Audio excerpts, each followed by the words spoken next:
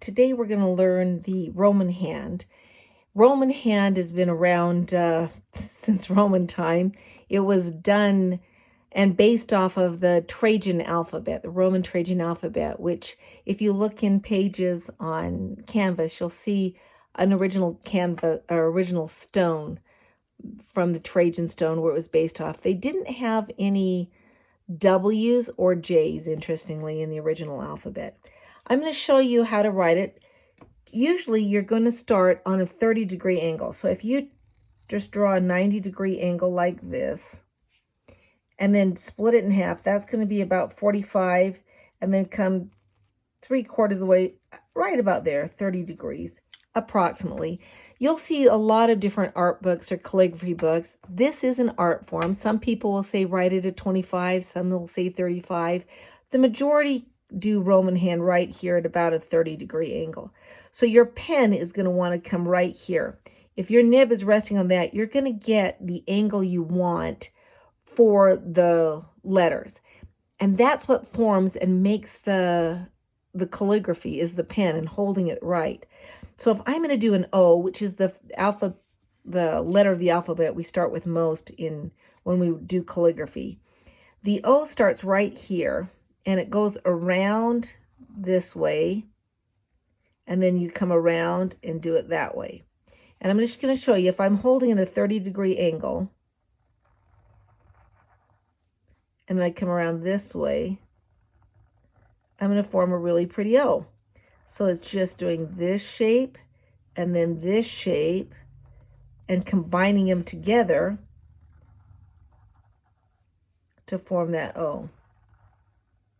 Like that. Now the O in the Roman hand is very juicy. The Roman hand is a proportional hand, meaning, and there is in Canvas, I have one of the pages that shows the Roman hand. Let me just see, I printed it out here. There it is. That shows it's proportional. This is the full width, the O, and then you have half width and 3/4 width and some bigger than that. You can print that off and look at it. We aren't testing on it. You don't do an assignment on it, but it's important to understand that the O in Roman hand is juicy and it's based off of that. The ductus, meaning the lines in which it writes, starts here, 1, and then it goes around there, 2.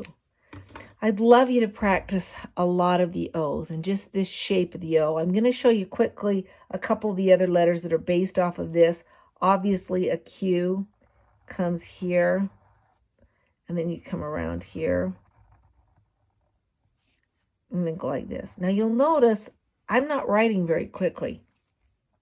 To maintain that control and to keep the nib on the paper at all times, I go slowly. So that's that, and then with the Q, you just add another little tail. A C is also another letter you're going to do, and it starts the same way right here. You come around, let up, and then stop. And that's how you do the C. So I'm just going to do the ductus there. 1, 2, and then the other letter would be the G. And it will start right here as well, where the O and everything else starts. Like that. Come around. You'll do a line there, and then a line there. And that will get you your G. So again.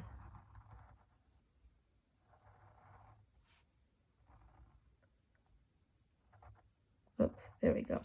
So the ductus would be here, 1, 2, 3, and 4. You will see sometimes the G's just done like this with Roman hand.